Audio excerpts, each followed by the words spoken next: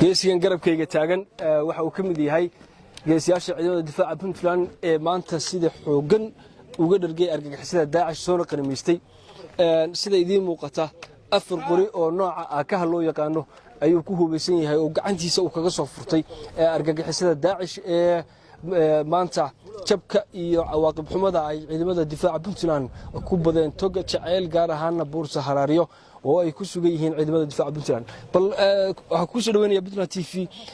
hawshan sidee bay kugu hirgashay bismillaahir rahmaanir rahiim horta ilaahay waa mahad iskale waxaan ilaahay fududeeyna ma fududaan ilaahay baa ii fududeeyay nimanka cadawga xalay ciidamada soo wareer anigu ciidankii gurmadka waan ahayn staafka aadan cabdi xaashi jananka baan ahaa aroortii markaan meesha nimi wardhishi ka waan ka qaatay dhulka oo ciidamada BMBF tu leedahay dhakadaan la tagay silsiladii baan ku xidhanay meeshii markaan ka saarnay askari baan kaga tagay qorigaan ku iisahay qorigaan dhishikaha waan ka daba tagay xabad bumba baan sitay god bay noo galeen godka hadday noo galeen baa loo geli waaye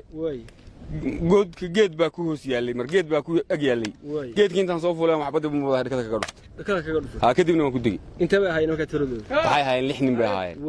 laba qori way go'go'da oo bumbooyinkii waa go'gooyay afarna waa kuwan afarna waa ka wadata afarta waxaan doonayaa laba dhalinyaro ah oo aad ilaahay halgamay wiilasha dhishika ay la siday inaan laba mulki siiyo saaxiibada waa hadda ku wareejiso qabso ka adigu alla isikay laba center sawiga qabso adiguna adeerka labada askari waxaan siiyay ka labadaas inay igu filan de maxaan sheegayay shalayna waa hadlay oo ilaahay waxaan ka bariyay inaan miinaystahayaga u aaro qaaliga ahaa miinada naga dishay oo waxaan la arag aan ku sameynay waxaan la maqal ilaahayna igu guulay ciidamada Puntland aad baan u salaamayaa iyo difaaca iyo geesinimada